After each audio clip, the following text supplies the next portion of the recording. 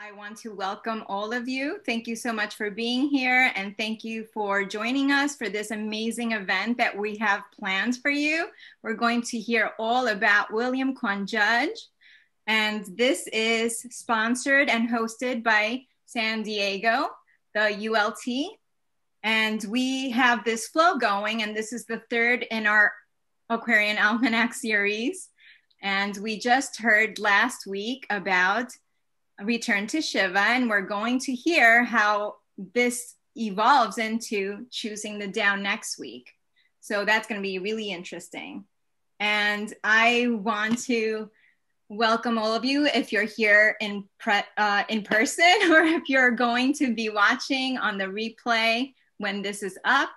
And I want to introduce you to my very, very good friend, Kurt Folkend, who is going to present for us today. He's an amazing theosophist, and he has been studying theosophy for God knows how long. Honestly, I believe that he was a theosophist in past lives, if you believe in reincarnation. And if you're studying theosophy, it's pretty possible that you do believe in reincarnation, because it's a big part of our study. And so I believe that William Quan Judge has a very personal and intimate connection with Kurt Folkend, and I am so excited that he's the one that was chosen to present about his life and about what he represented for the theosophical movement, because I believe Kurt Folkend actually knows what that means. And so I just wanted to let you guys know that we have a Gita class on Fridays at 1 p.m. San Diego time. And we also have a class on Sunday mornings, 10:30 a.m. San Diego time, to study the secret doctrine. So I welcome all of you who are interested in learning about the Gita or the secret doctrine or anything else theosophical to come join us. And without further ado, well, you know what? I think I want to say a little bit more about Kurt. Kurt he wears many hats. And he does an amazing job with each hat that he wears. So he's multi-talented, and no one can ever do anything like he can. So I'm very excited to welcome here all of you, and welcome Kurt. Wow, that's a lot to unpack there. Jonathan, can you make me the co-host so that I can officially share my screen? I thought I did that already, but let me try again and make sure that it's for sure. It says you're a co-host already. All right, let's see. Oh, there we go. All right, you did it. I don't know what I'm talking about. Okay, so everyone can see, I guess, the web page for John Dewey Buck. I'm actually going to start.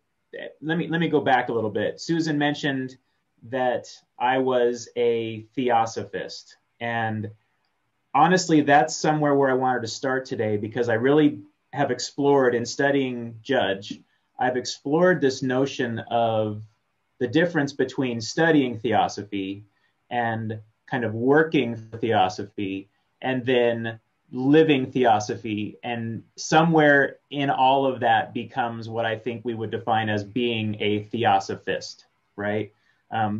And so it's definitely something that, in my opinion, we all need to aspire to. And I don't just mean those people who read the doctrine or read the Bhagavad Gita or go to ULT or TS meetings or any other, type of thing that we do.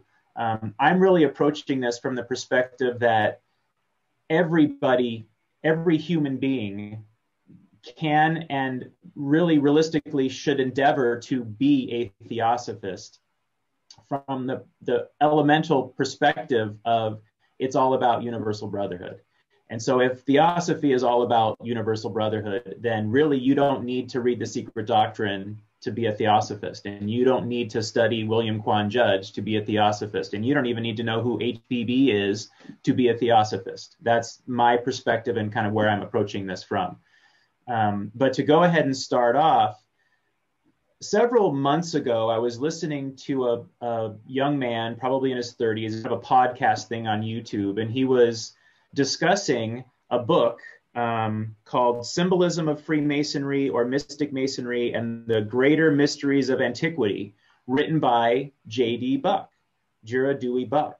And I got to be honest with you, I didn't know who that was. And so I wanted to get this person's opinion on what he was reading from the book, you know, kind of his own commentaries live while he was reading it.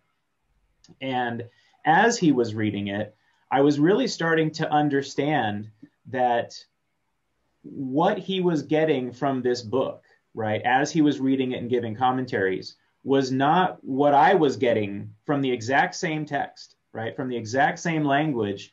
He would read it out loud. I would actually see it on the screen, and then he would provide a commentary. And I thought, wow, what this guy is getting from J.D. Buck is not what I'm getting from J.D. Buck. And that really kind of made me say, I want to know who this J.D. Buck guy is, because I honestly had never heard of him before until this little thing on Masonry. So then Jonathan comes along, and Jonathan says, hey, I want you to go back and I want you to read the back of the book, Letters That Have Helped Me. And I want you to kind of go and read some stuff about the people who knew William Quan Judge, so you can get, you know, wrap your head around that. And on page 284, where it says on WQJ, Words of Students and Friends, the very first comment, the very first letter is written by none other than J.D. Buck. And I just kind of thought to myself, the whole small world thing, right? And so as we begin this, because this is not going to be a presentation on William Q. Judge as far as who he was and what he was about, I was going to do something like that, and we'll get into that in a minute. But I wanted to start really by just reading a little bit of what this person, J.D. Buck, wrote about Mr. Judge post-mortem, you know, to kind of put into some way to go ahead and say, this is who I thought he was. So for me to begin, it says, I first met William Q. Judge in winter of 1885. Now, 1885 was 11 years before Judge died, right? So he was, quote unquote, still a young, spry man, you know, with lots of energy at that time when J.D. Buck first met him. So to continue, he says, he was at that time a devoted student of the Bhagavad Gita. I have been studying theosophy for 5 years, and I read the Gita. I don't know if you can see it on the screen here, but all of, let's see, can you, I was going to say, one of these rows, which you can't see, it's the one down at the bottom, is filled with different versions of the Gita. I must have 24 different translations and interpretations and reimaginings of the Bhagavad Gita. And yet I've only been doing this for 4 or 5 years. Imagine what William Q. Judge would get after he's already a devoted student at that point. And he has 11 more years left in his life, right, to get even deeper into the teachings that are in that wonderful book. So it says, it was his constant companion and his favorite book ever after.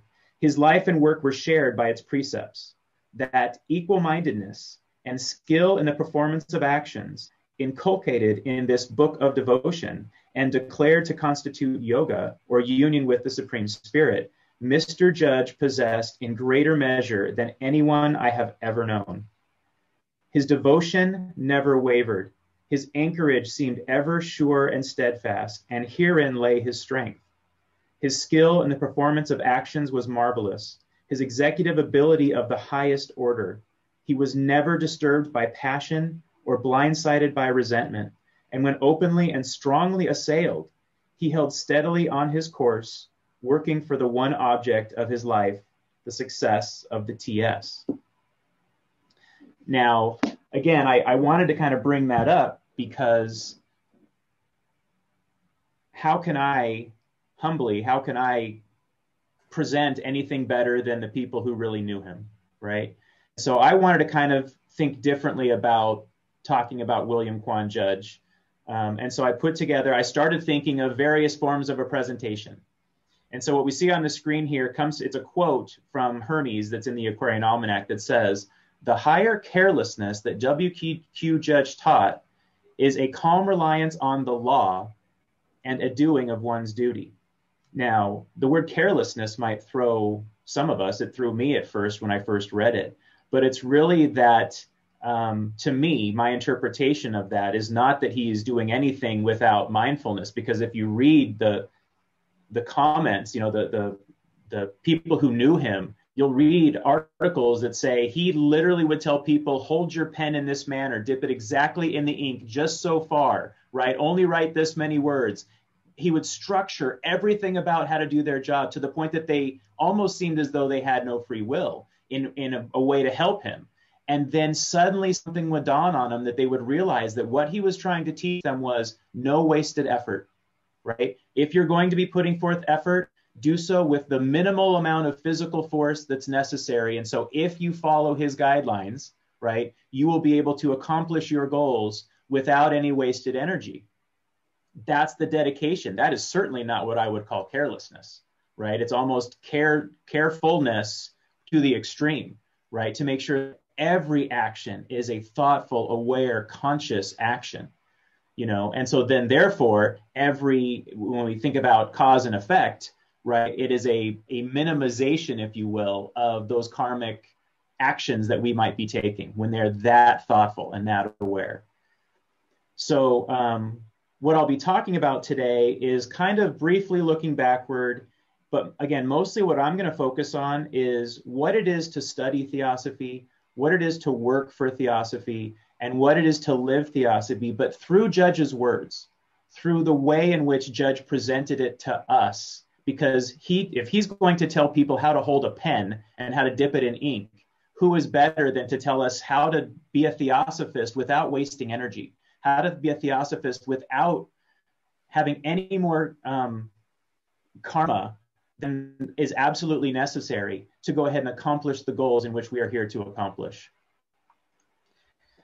So from a looking backward perspective, this is something that I kind of channeled Shiva in writing these things, because to be quite honest with everyone, I am not, again, when Susan says I'm a theosophist, I kind of laugh because I go, I'm a pretty fiery theosophist. I can have a lot of rajas, right, that comes up. And so when I was thinking about how to, describe who I am, this is what came out, is that there is some fire inside of me that is similar to that fire that is Shiva, right? That this inside of me, it burns in accordance with the rhythm of nature. So I feel as though my moods, my actions are determined by where I am in my progress, in my evolutionary journey, and what is being asked of me in that moment as God kind of moves me around.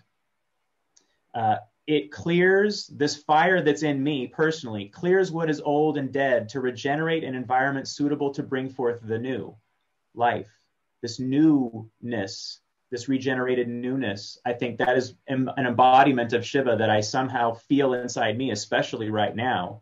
And I look at myself as a compassionate destroyer, as Shiva must be, right? Knowing that there was a purpose for everything at one time. And yet in order to regenerate, we must clear the fields, so to speak, in order to make room for something new.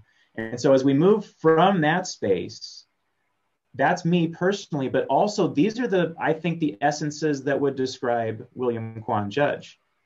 Now, I've done so much changing of what I was going to talk about when it comes to this topic. Hence the reason why I felt really unprepared today to actually present, because even though I've had weeks to think about this, I've gone all over the place. So at first, I was going to talk about how Judge feels about invocations, because that seems to be something that's been calling to me. Jonathan and I have talked about, I'd like to have, in a sense, an invocation before these things that sets the tone, right? That might be actually a tone, right, of gonging a bell or ringing a chime or a tuning fork or something like that, but also just a thoughtful way to invoke the higher ego in all of us as we start to listen, right? And Judge has writings on that. And I thought, I'm going to go ahead and talk about that. And then I thought, well, Susan and I really geek out on talking about astrology a lot. So I'm going to go ahead and get into William Quan Judge's astrology. And so I had her print charts, and you can see them here on the screen. These are the slides that I had that I've now deleted, right? Kurt, she can't see your screen. You were just seeing the Gerard Dewey Buck We're still still. on JD Oh, Buck. okay. Hold on. We're behind Hold you. on. We got to catch up. So sorry to interrupt. No, please. I'm glad you did. I didn't. Is it showing now? No. No, we still got Jira Duty Buck from How was Wikipedia. that? He's not even on my screen. Philosophy Wiki. Okay, what if I just closed that. Okay. Hold on, bear with me, everybody. I'm sorry. It's okay. Take your time. Technological issues. We're I'm here. getting there. How's this? That's great. Thank you so much. Okay. All right. So now you can see that I had these slides prepared on Judge on astrology, right? And you can see the Sun, Saturn, Uranus, Pluto, first house issue. And so Susan and I took up a lot of her time, and I'm really grateful that she put up with me for all of this.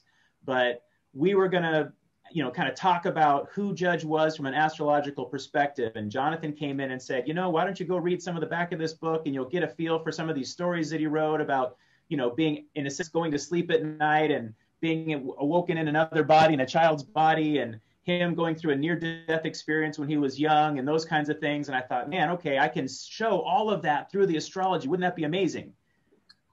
But I scrapped it, right? And then I was going to talk about disease, because clearly, as Monica was pointing out and Susan were talking about before, right, we're in this unprecedented time of our lives being impacted by disease, and Judge has writings on that. And I thought, I'm going to really bring all of this stuff together and really get his opinion on what's going on in the times.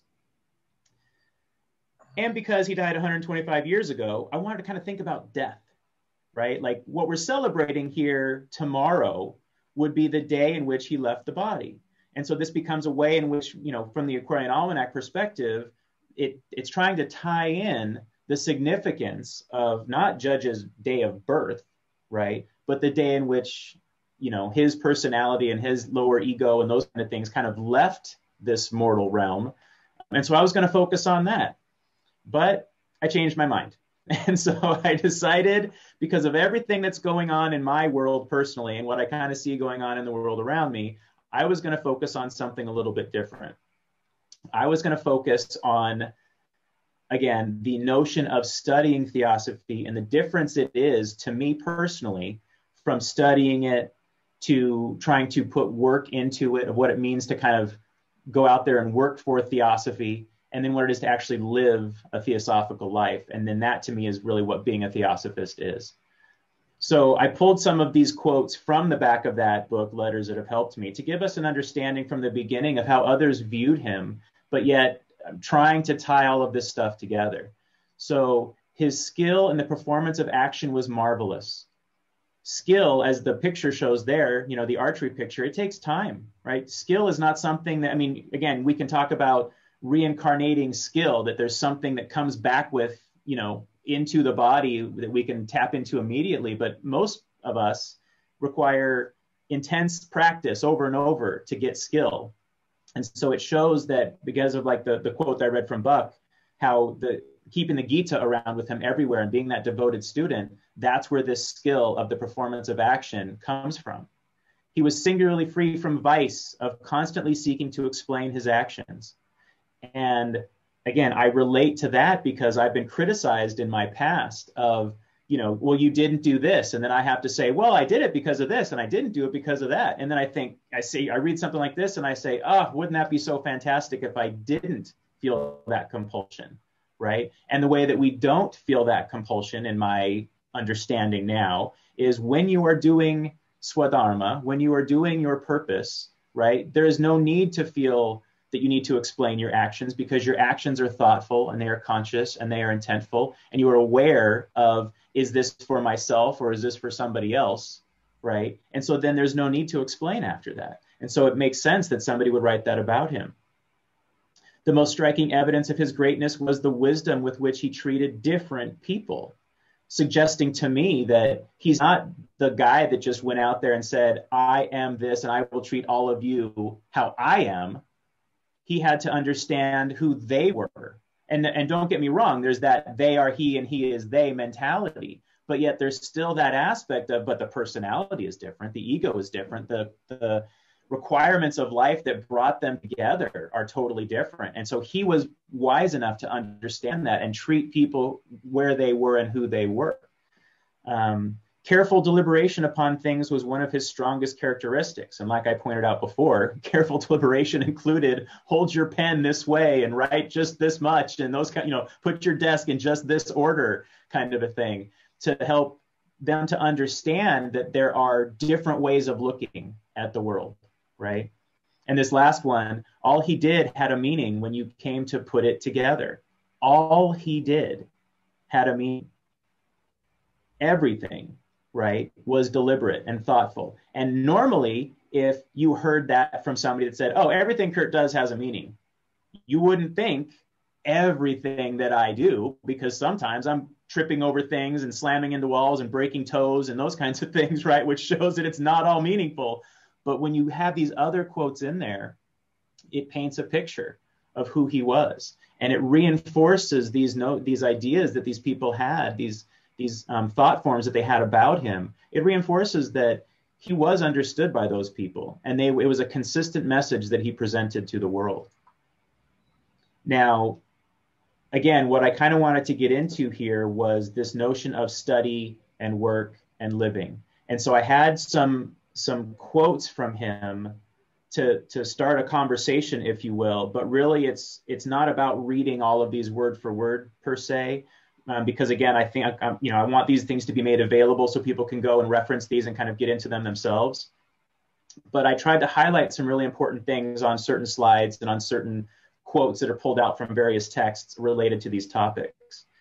And when it comes to study, this is something that I don't know where I read it specifically, in what literature, what theosophical literature that I read this. I don't know who could be attributed to this notion, but I've always been saying it's more important to read one book really well than to read a whole bunch of books, lightly, right? It's instead of just reading and reading and reading voraciously, we need to really read one well. And in order to read one well, we have to read between the lines. We have to read between the words. We have to really try to understand and contemplate over every single word.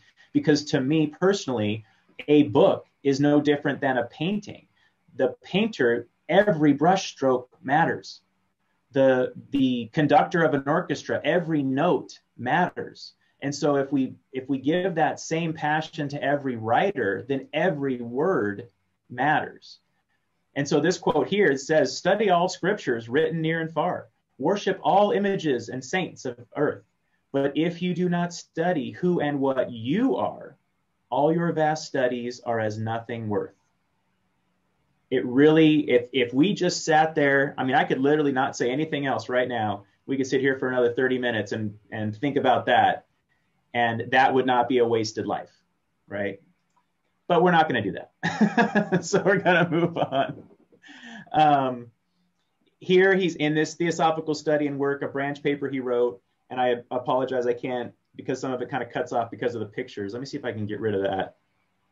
Hold on a second. Oh, my mouse is gone. I can't see it do anything on my screen, so we're going to leave it.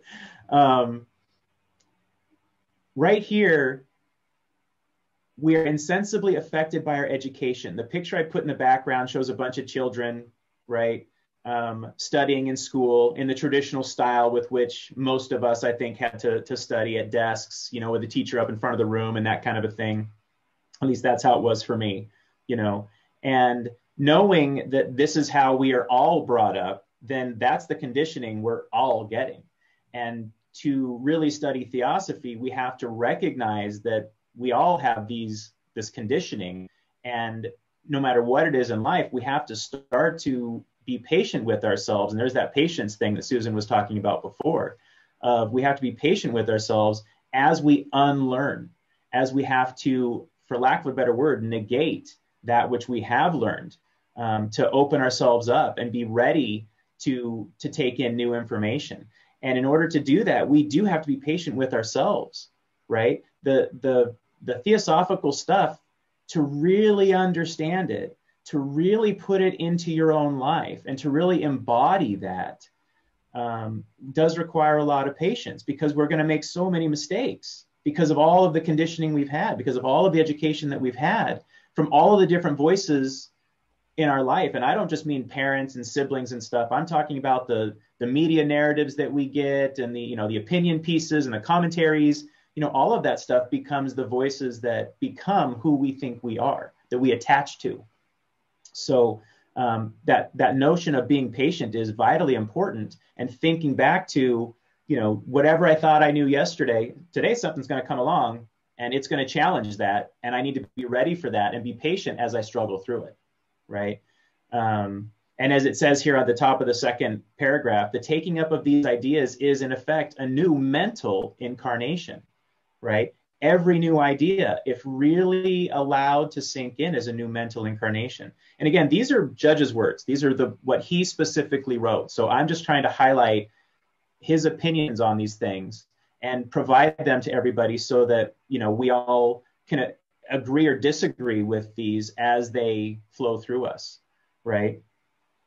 The interesting thing about this last sentence here that I highlighted and underlined was, our former mental state is our mental moon, and has given us certain material which we must work over, for otherwise we attempt to go contrary to a law of nature and will be defeated. And the paragraph before that talks about the theosophical teachings that, the moon is the parent of the earth, right? And so we have to kind of go beyond the teachings that the parent has given us, right? That's what we're called to do as theosophists, is to constantly grow and constantly evolve, right? So more on the study of theosophy, and this goes back to that very first quote in a way, is he starts talking about there's a lot of people who read. They read a lot of stuff, right? And in this, he says that then there are others who are not known to read much, and that they seem to have a very complete grasp of the subject because they read something very deeply, right? And this, again, going back to that J.D. Buck quote, for instance, with the Bhagavad Gita, right? Judge's devotion to the devotional text that is in the Gita really starts to show in everything that he did, right? And he doesn't condemn people for reading. He just points out objectively, reasonably, that by reading, you get, as it says here in the, I think it's the underlined part, entangled in the vast net he has thrown around himself, composed almost wholly of the different ideas put forth by other minds, and has thus voluntarily placed himself under their dominion. So again, he's not saying, hey, everybody, just read one book, right? He does give ideas, don't get me wrong. He says, if you're going to read, here's some really good ones, right? He says the Bhagavad Gita is a really good one you should read, and Light on the Path, and Voice of the Silence, and The Secret Doctrine. If you're going to read something, those are some really good books to read. But he doesn't say, to be a good theosophist, don't read anything but those, right? He's just trying to point out that when you have a shelf of 20 copies of the Bhagavad Gita like I do, right? Make sure that you're focusing on the right things and not, I got to read it all, right? But let me just read this one deeply, right? Let me read this paragraph deeply, and that's what he's really trying to say about what theosophical study should be from his perspective. Now, another interesting thing that he talks about is this notion of don't, right? He starts off this of studying theosophy article from the Path of the don'ts, right? Don't do this and don't do that. And there's a Vedantic concept called neti, which is not that, right? It's this notion of negating the attachments that we have to things. And so in a sense, he's doing the same thing here, right? But I wanted to highlight these first two because, again, they're so prevalent right now with what we're all dealing with from a personality perspective that I wanted to really touch on these, which is he starts off by saying, don't imagine that you know everything or that any man in scientific circles has uttered the last word on any subject.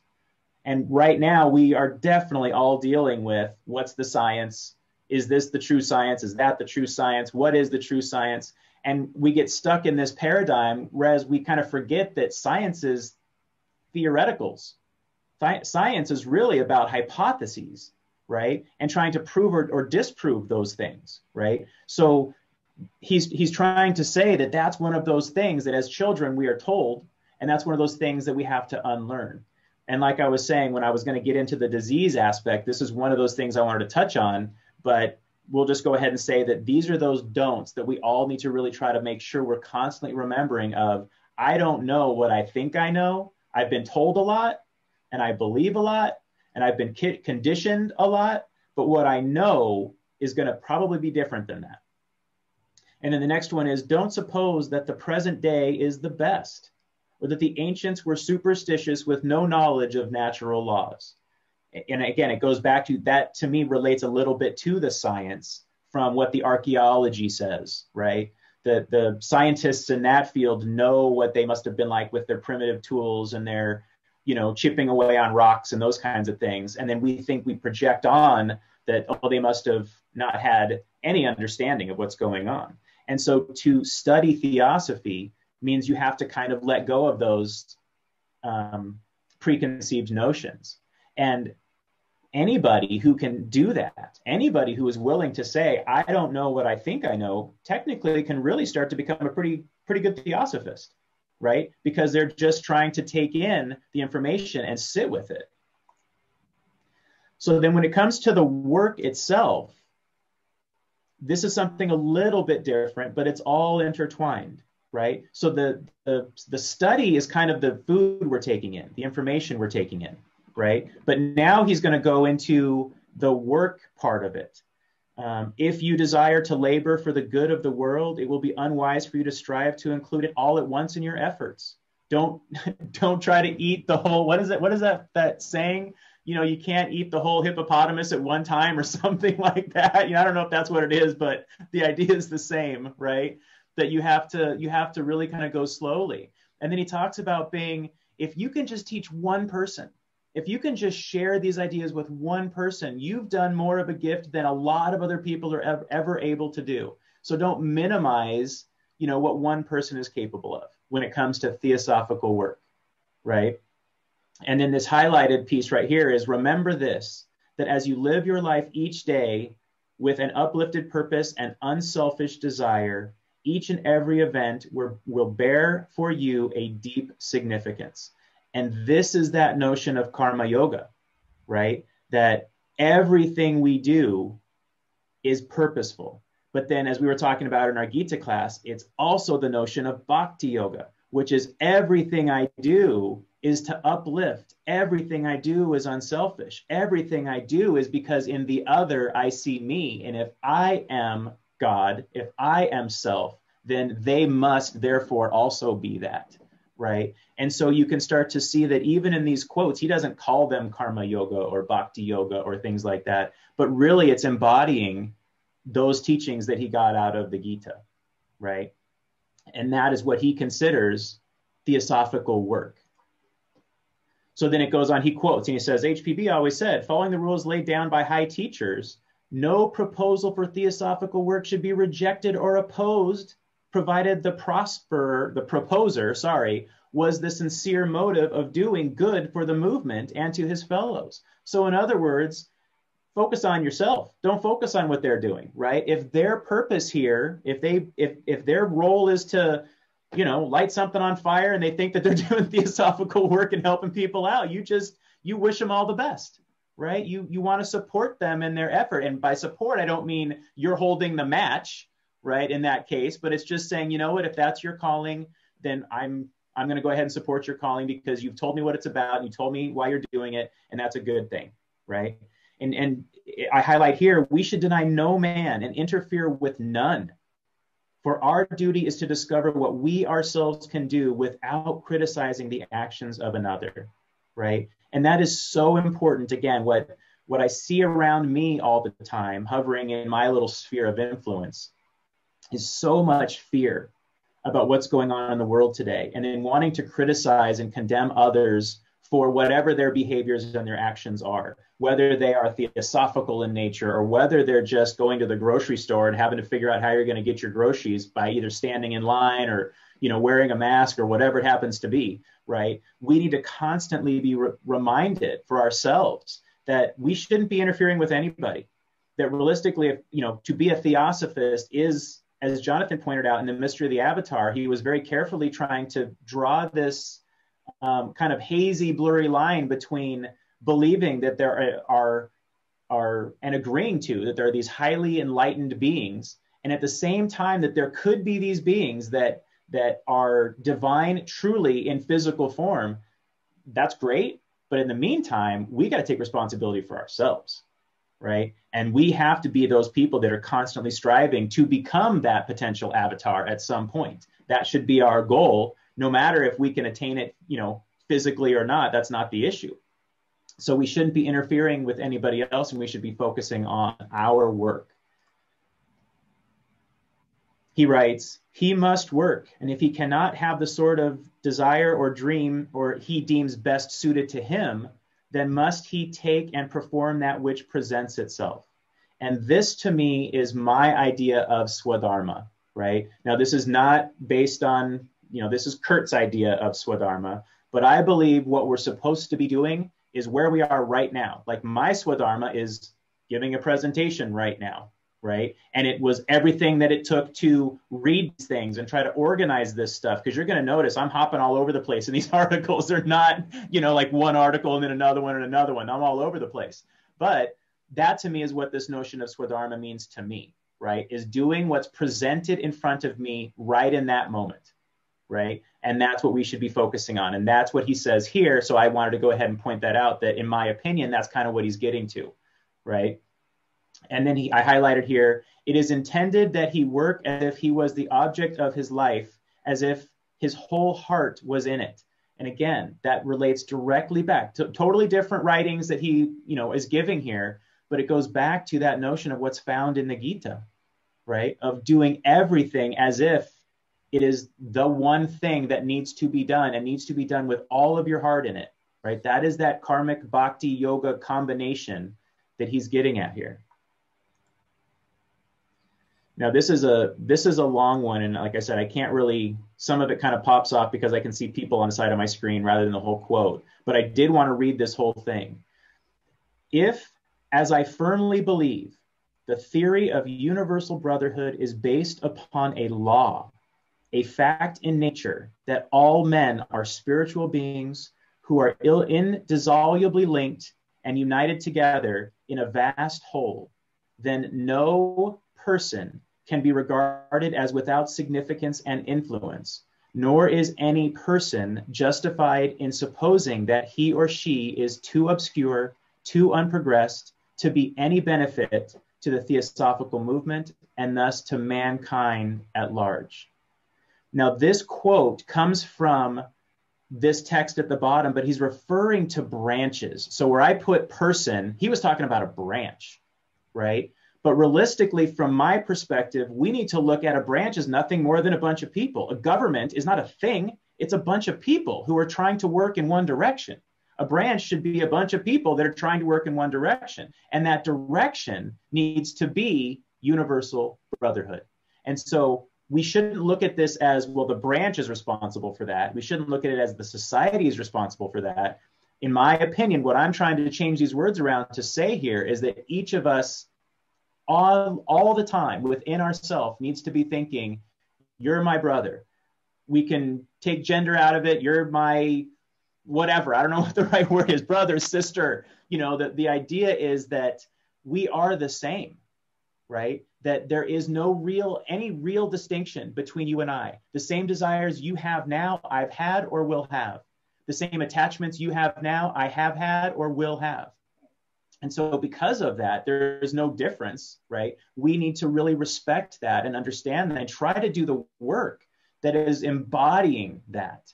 So, again, from this notion that we're in this chaotic time, there's so much anxiety, so much depression, so much fear, so much, confusion about what we're doing and who's doing what and who's saying what and all these kinds of things. If we're looking out there for answers, we're not going to find the truth. We need to keep focused on, no matter who's saying what, no matter who believes what, no matter who's pushing for what, they're still me. Different state of evolution. There's no good or bad or high or low, but they're still me. It's still all part of the cosmic universal self, right? And the more we can really wrap our heads around that, then this notion of war and crime and all these kinds of things start to really take on a whole different meaning. The last paragraph that's on here, under this doctrine of unity and selflessness, the work of again, he said branch, but I'm going to say person. The work of a person ought to be entered into by all people with an unselfish spirit, which will lead them to have patience with the weaknesses of their brethren, for a chain is no stronger than its weakest link. This is something I tried to describe this kind of little maxim or idiom to my son the other day, when we were talking about something for his school, is trying to kind of picture, links in a chain as we would show that, and say that, this chain is really strong until one link has a bad weld, and then the whole chain is worthless, right? Everything that was attaching is gone, right? And we need to think of all of our fellow brothers and sisters out there as the same thing, that if I'm not doing my job to help them understand, to help me understand karma and reincarnation and universal brotherhood, if I'm not helping them kind of really wrap their heads around that, then I am that weak link. It's not them, right? It's I'm that weak link. And so we have to do our jobs as theosophists to really embody that. And I'm not saying go on a street corner with a flippy sign, right, that says karma and reincarnation or anything like that. That's not what this is about. This is about the study and then the work. And then I'll get into in a minute the living of that. Because if you live it, right, then you start to, if you study appropriately and if you work appropriately, then the living part happens naturally. And so you don't have to say, oh, well, let me explain karma and reincarnation to you. The words that you choose, right? Those brush strokes I was talking about in the painting, the words that you would put into your writings, it just fuses this law inside of it. So now we're going to get into this notion of a theosophical life, right? Putting these things together. Judge writes that theosophy abolishes the cause of all sin and most of the misery of life. But he says every form of dishonesty, violence, outrage, fraud, even discourtesy comes from the desire to promote one's own ends, even if the rights of others have to be sacrificed. Now, that is a profound statement to make, in the sense that we are usually, and I'm just as guilty, so please understand that I'm not preaching to anybody. This is coming from me. I started off talking about me to make sure that everybody knows I'm a very fallible human being, right? But when I'm going out and doing these things, dishonesty, it comes from something that's within me, right? Where it shows selfishness. And a lot of that, let's be honest, these ideas come from these conditionings. In our Gita class on Friday, we started talking about this notion of children, right? And how thinking as a child can be seen in many different ways. But from a parent of a young child, and he's 10, so I still kind of remember what it was like for him when he was 4 and 5 and 6, right? That the way in which he sees the world is not through dishonesty and violence and outrage and fraud. It's not through those things. He sees it with a totally different lens, right? It's that true Zen mind, beginner's mind type lens, where he's just taking it all in and he's not ascribing judgments to it at that point. Sure, if he gets punched or whipped, with a jacket or something like that, he has the visceral reaction of, I didn't like that, right? But he doesn't ascribe evil to it. He's never ascribed evil to it, right? And I don't know if all children are like that, but I can say that from my son's perspective, I can tell by the way I communicate with him about it, that it's only us as adults, as conditioned beings, that we say, well, that person said this, it must be that they're a blank person, right? Bad person, evil person, whatever. Whereas I think Judge is trying to get us to, again, really understand that that's taking us off the path, right? And we need to recognize that, and doing the work of being so hyper aware of our words and our emotions and how we approach life. That's how we get to that understanding, just like dipping the pen in the ink and having your desk straight in a certain way. If we really practice that with all the things in our life, including, was I being discourteous? How would I know if I was being discourteous, right? What is it to be discourteous? I know it seems really philosophical and tedious, but the more we practice that skill, the more it just becomes natural. He writes, further down, he says, and if we wish to realize what would be the effect of a universal reign of unselfishness among men, we may picture a land without courts and prisons and policemen, And I can just stop there. And, again, in our society, in Western society, because I don't know who all's on the call, where they're from, right? But in our society, we just went through last summer a lot of people very angry about the criminal justice system and the way in which that stuff happens, right? The manner in which it's approached. And when we think about courts, you have some people that say those are very necessary. But again, that's not universal brotherhood in nature. It's passing judgment on somebody else, right? And prisons is not universal brotherhood in nature. It's passing judgment. And policemen is not universal brotherhood in nature. It's asserting this other law, if you will, on the rights and the sovereignty of somebody else. And so he's trying to point that out, not saying it's bad or good, but just saying, if we really want unselfishness, y'all need to think about courts and prisons and policemen. That's selfish, just like in no different than chicanery, deceit, those kinds of things. Those are the same exact kinds of selfishness. They have different labels, but ultimately it's the same.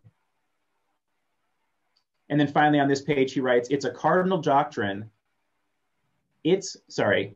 Theosophy's cardinal doctrine is the absolute equality of human rights and the universal obligation to respect them. That notion, again, I'm picturing that flag that says, don't tread on me with the snake, from the country's founding, right?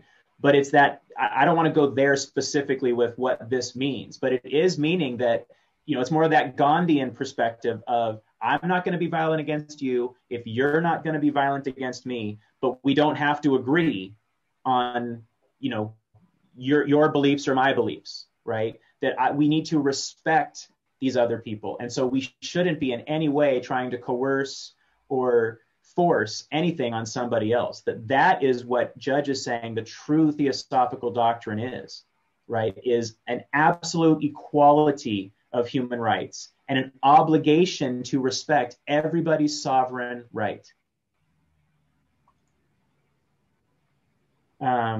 So then continuing on, he's talking about the illustration of this law of karma and reincarnation that really, as practical theosophists, so to really now call yourself and to identify and attach with, I am a theosophist. It's not about the books you've read. It's not about the job you do, right? Again, from Judge's perspective, this is my interpretation of it. It is about understanding, explaining, spreading, really embodying the law of karma and reincarnation. And to do that, that means studying that deeply, right? Really studying what karma is, really studying what it is that actually reincarnates, right? Is Kurt coming back around? Like this guy with the hat and the beard, is he gonna, finally pass away and then, several hundred or thousand or 10,000 years later decide to come back and be like, where was that beard I had? I'm gonna, I want to get that thing back. That's the type of thing we need to study and really understand, so that when we are talking to others, right, as we evolve, we can share the truer and truer, the more closely, the closer to truth aspect of what those things are. Now, he says here, a lot of the articles that I read here, there were parts that he was talking about so he wasn't talking about man as human, he was talking about specifically men. And I think this was one of those times where I wasn't exactly sure where he was going with this on this next quote. Men's thoughts must be affected, and this can only be done now by giving them these two great laws. Now, I don't think he would say that he meant it in that way, but in the article, I think I got it from, he was talking a lot about marriage and men's responsibilities in marriage and those kinds of things, right? But the point is that I believe it doesn't matter the context in which he wrote it at that time in that article. I'm talking about it now, about affecting all of our brothers and sisters' minds and trying to help them understand. And you can see the background image here. It's the Lady Justice, right? And this is where, again, I'm thinking societally where we are right now, there's a lot of a belief in injustice, right? And I'm certainly not ascribing value to it, but from a theosophical perspective, from a karma and reincarnation perspective, what society sees as unjust is not unjust. from a karma and reincarnation perspective, what we are experiencing is what has already been created, right? The action has already happened in previous lives and in this life. And now we're just experiencing the causes and causing more karma to happen, right? And so this is a very touchy subject because of the conditioning we've had as children, because of what's going on in society, right? But as theosophists, I believe that is part of our responsibility, is to start to shape, re-educate and reshape those minds, and to start affecting those minds in a different way so that they can start to look at the notion of justice in a different way. And again, the theosophical life, I try to use a lot of these things about justice because that is, to me, right, the way in which karma can be helped to be explained, right? To really help explain to people what justice is and how to shape their view of justice, we can really focus on this karmic idea, right? And so I wanted to kind of focus that subconsciously in the background images here. The appreciation of justice is common to all, and the exact justice of karma appeals even to the person who is unfortunate enough to be undergoing heavy punishment. So if given the right information in the right way, the wise way in which judge would approach it, by not saying, hey, everybody in the universe, hey, everybody in my society, this is karma, this is reincarnation, just deal with it, this is the truth. We need to be wise about it, as judge would wise about it, and say, who's my audience? Who am I talking to right now, right? Where are they at? And then how can I help to give them the information they need where they are at to help understand karma and justice, and using the words appropriately so that they can really wrap their heads around it and start to embody that. And then again, we're almost creating theosophists that are already there. It's just kind of, it's allowing it to blossom, right? The one that I wanted to, again, this is talking about the way of inward peace, is all coming from this notion of divine will. But the center paragraph here, because I think, to me, when you start to study theosophy, there's something mystical that happens. When you start to put theosophy into practice, right, because of what you've been reading, there's something mystical that starts to happen. It's transforming us, right? I don't think we all need to identify as being a mystic or not a mystic, but I think that there's something there that does start to change. I don't know if it's DNA, right, that changes. I don't know if it's some kind of a connection. I don't want to say if it's a connection because, again, I'm a new theosophist, a new person to studying this stuff. But I found this paragraph very interesting, that there is no idleness for the mystic. And if we just take out mystic and say theosophist, right, someone who studies and practices these teachings, right, there is no idleness. He finds his daily life among the roughest and hardest of the labors and trials of the world, perhaps, but goes his way with smiling face and joyful heart, nor grows too sensitive for association with his fellows, nor so extremely spiritual as to forget that some other body is perhaps hungering for food, right? And going all the way back to the beginning of who Judge was based on the people that knew him, right, when he was alive.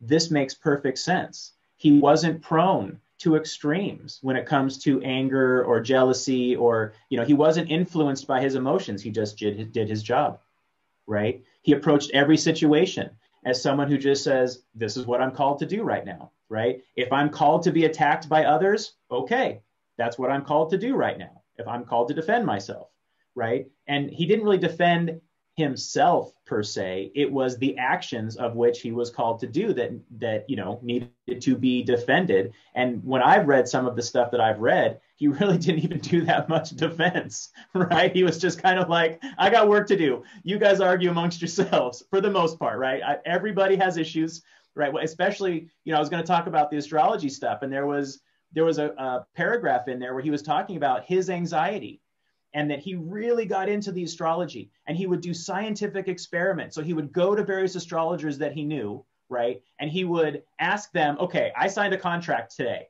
What's going to come of the contract? And then he would wait and see. And then he would do something else, and he'd be like, okay, I'm going to do this. And he would wait, and then he would go talk to astrologers afterwards and say, okay, what's going to come of this thing I already did, and find out if any of them were correct, right? From this notion of mundane astrology. So he really put these ideas into practice.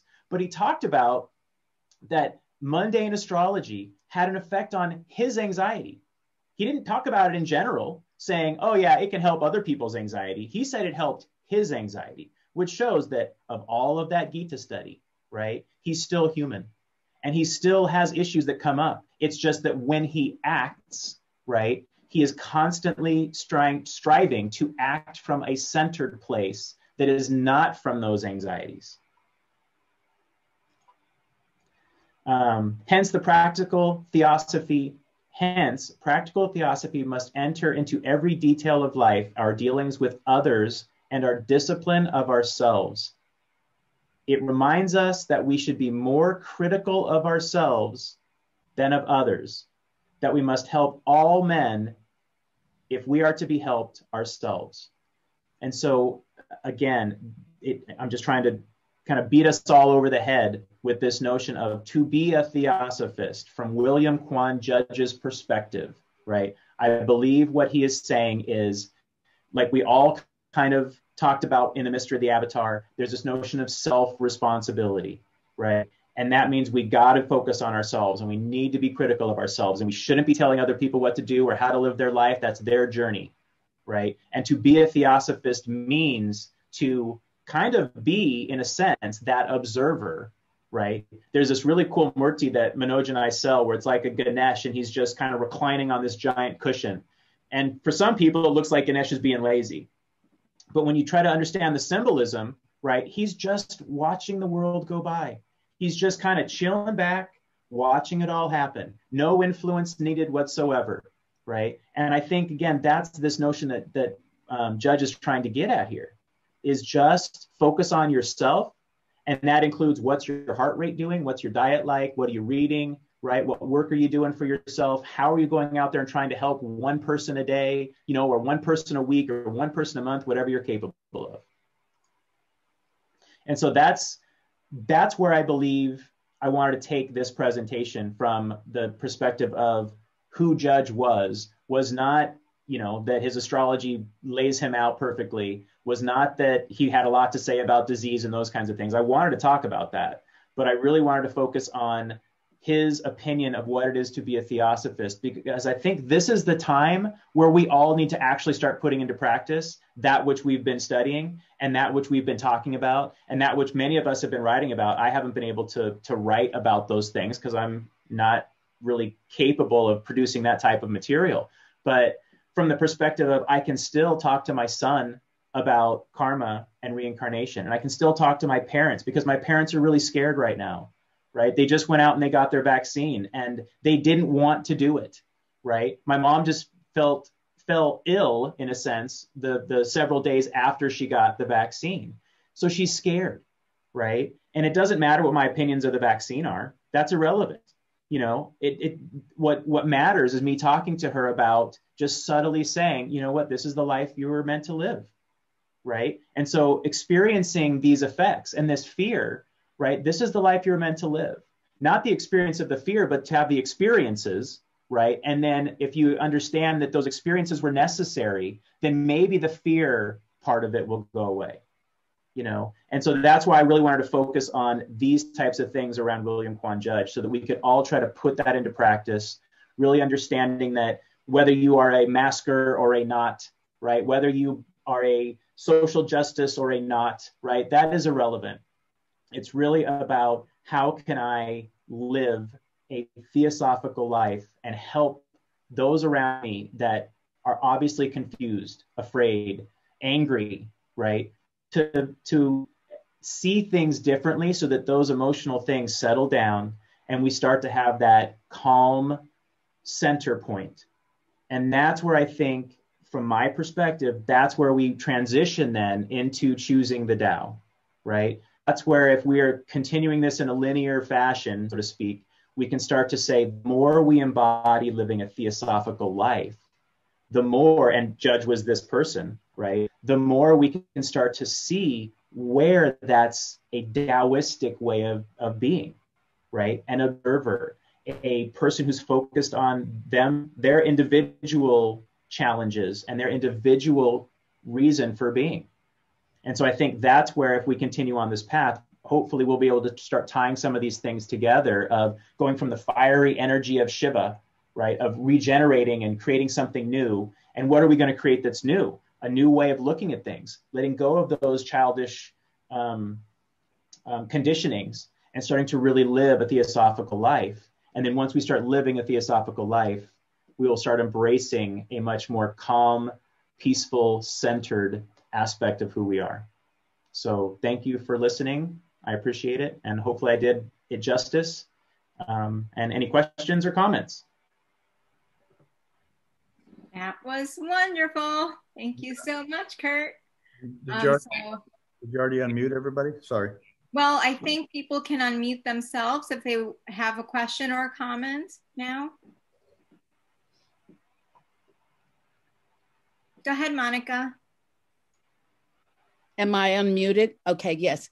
Thank you. I thought that was so wonderful. I gotta say, I think that this is the first time in somewhat of a formal presentation that I have ever heard the subject of conditioning addressed so well. I have always been in awe of you guys who were born in theosophy, or at least got started at a very young age. And Beryl, God bless her, it's like I've brought this up to her a few times, and she always brings me back to center. And she says, you got to understand, it's still something that the adult has to tangle with and digest and decide for himself, even if you are born into this path. But and she has said that to me several times. And when I'm alone, when I'm with her hearing that, I get it, but I still come back to, yes, but you've had more time. You've had more time in this path, and it's a magnificent thing. And I'm always sort of complaining a bit of having to undo what I've learned. But so this is really wonderful that you chose to address that. And the only thing, one little thing I would like to add to that is real study does that undoing for us, I think, if we let it. And Mr. Judge's dedication to the Gita is, I'm only now, I was introduced to Theosophy in 1973.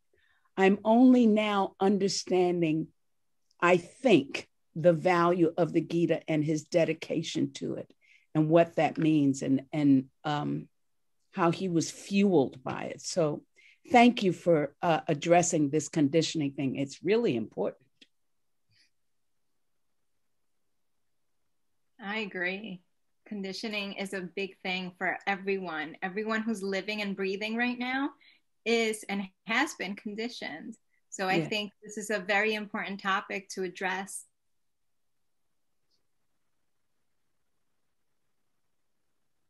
Go ahead, Anthony.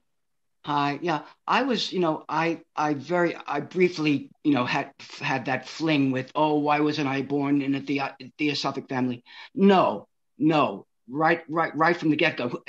Who knows what your connection with theosophy was in a past life? Theosophy, it comes to the surface and then it submerges. Then it comes to the surface again.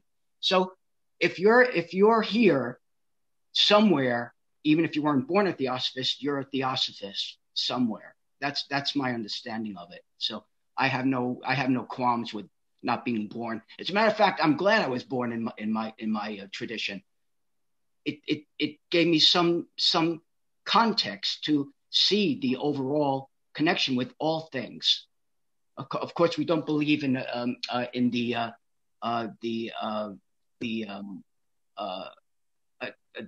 atonement. I forget that word. What was it, Monica? I'm not sure. Salvation or no. Oh Lord have mercy. The atonement. Yeah, well, the atonement, that the vicarious atonement. We don't, I believe in the vicarious atonement. I don't believe in that anymore, but I used to. But so, right. So I have that context. That's great. And that's, I was Jonathan and I were talking yesterday. I was reading Vinoba Bhave on some of his commentaries on the Gita, right? And he was saying in the stuff for chapter 5, right? He was talking about we should all really appreciate our karma, right? That this is a gift, right? Instead of looking at karma as this, well, I must have done something bad or I must have done something good, right? Just looking at it in general as a gift. And the way in which he kind of described it was, do you get angry at the mirror and smash it because you see your true reflection, right? If you do, that's probably going to be a concern, right? But realistically, I think he was trying to say we shouldn't be angry at the mirror because it shows us exactly who we are, right? From a physical perspective, it shows us exactly. And that's what karma is trying to do, right? Is to show you who you are, right? To lead you down the path that doesn't matter what you're born into.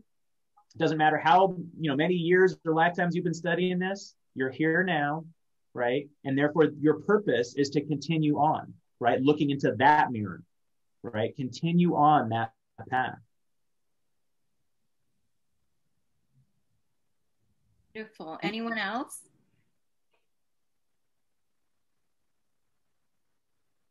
I just wanted to say that one of the things you kind of mentioned it, but did not directly talk about it, but you mentioned it, and I don't remember which quote it was, but I always, whenever I think of William Quan Judge, I think of his patience and his determination to continue in spite of all odds, and his complete faith in H.P. Blavatsky.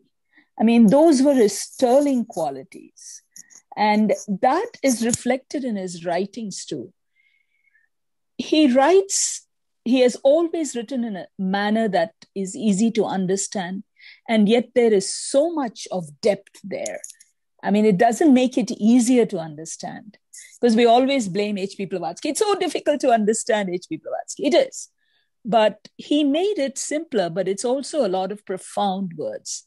And I think you mentioned his patience somewhere you did. And I think that's such an endearing quality about WQJ.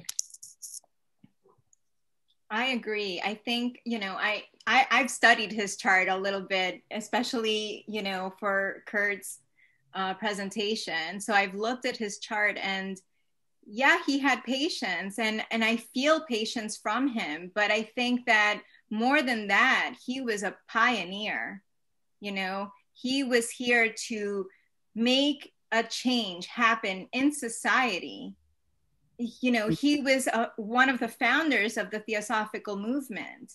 So he was very much, he very much did his Dharma. He very much was connected to his Swadharma. Based on his chart, I mean,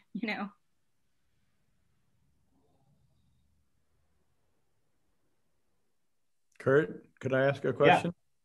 Yeah.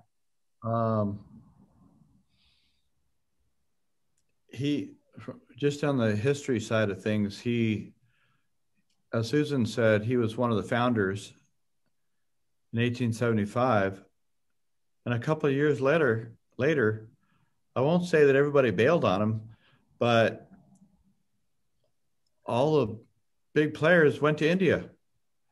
And he's like 25 years old or something. I don't even know. But and then by the time he died, he had like over 100 lodges going all over the whole country, over, United States, and there was no internet. How do you think he pulled that off?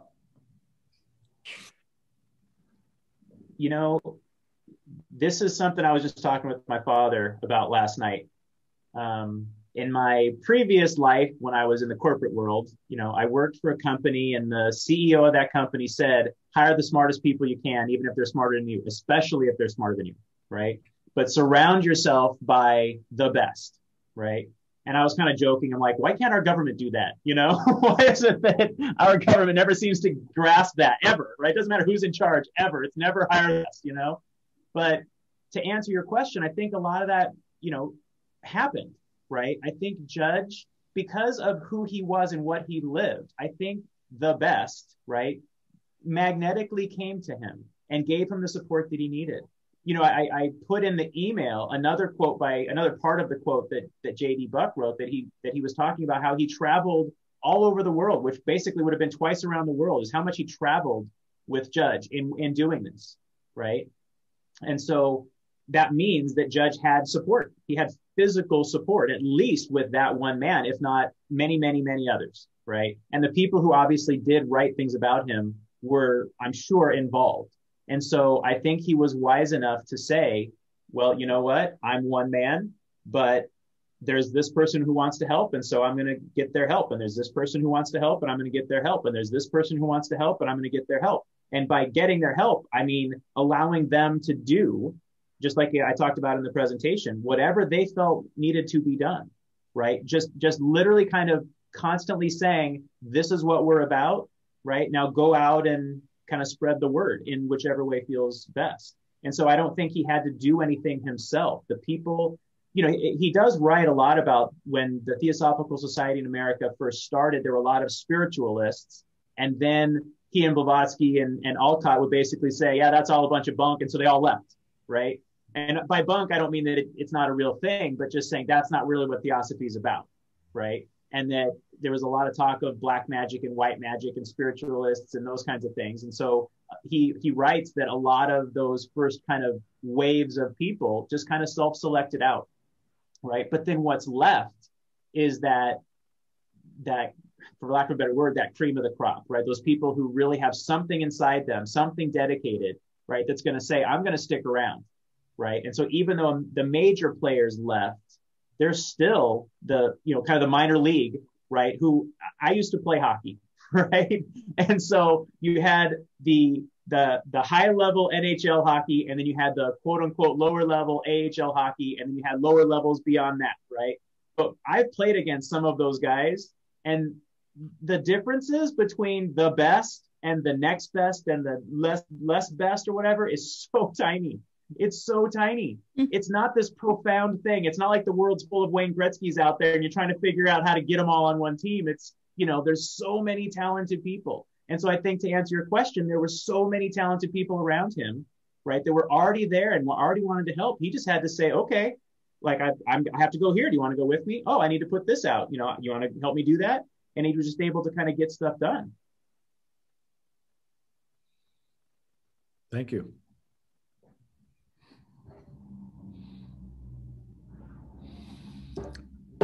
Okay, well, if there's nothing else that anyone wants to share or ask, I like to thank you all for being here. And again, wanted to mention our classes on Sunday, Secret Doctrine, 10:30 a.m. San Diego time, and the Gita, 1 p.m. San Diego time, Pacific. Also, we will be listening to Jonathan. What is his name? Elton Hall. He is a scholar and a theosophist who's written a lot about, let's call it second object things, different religions and philosophies and so forth, and Theosophists Unaware and so forth. And it'll be Lao Tzu next week because the title of it is Choosing the Tao. And this whole series, you could say, is having to do with the second object. And our model is kind of through Judge. If you look at Judge's commentaries on the Gita, he's technically talking about the Gita, but he's delivering theosophy through those commentaries. And that's what we're trying to do, because this Aquarian Almanac series, it picks up on all of the world's traditions. And next week it'll be Choosing the Tao. I think the week after it is Islam and Surrender. Is that true? Or is that further on up the road? I can't remember. But now, whenever the Islam and Surrender one is, just for example, that's tied in with Ramadan. So that should give you some idea. And I like in May sometime, and they're always in the full moon of May. They call it Buddha Purnima, So just all throughout the year, there's different celebrations and things to pick up on. But next week, it'll be Taoism. and choosing the Tao. Fantastic. So thank you so much for joining us. All right. Thank you. Namaste. Thank Thank you you all. so This much. is Thank great. you. Thank you, everyone. Fantastic. Thank you. Everybody be well and safe. Namaste. Namaste. Namaste. Take good care. Thank you very much. Thank you. Bye-bye. Bye now. Bye-bye.